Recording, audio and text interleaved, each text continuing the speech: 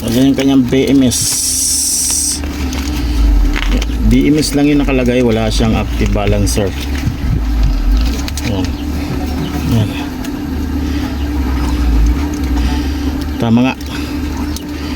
Ano lang pala ito mga master, 3 series, 2 parallel. Nagkamali tayo, akala ko 3 parallel, 3 series.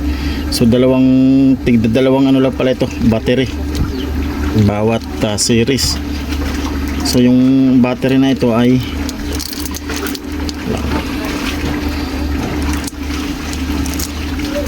ayan mga master, akala ko 26,650, 26,800 pala ito. Ayan, 26,800. Ayan.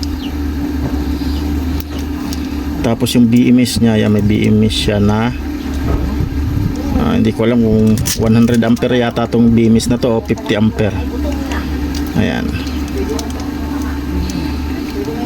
Ayan.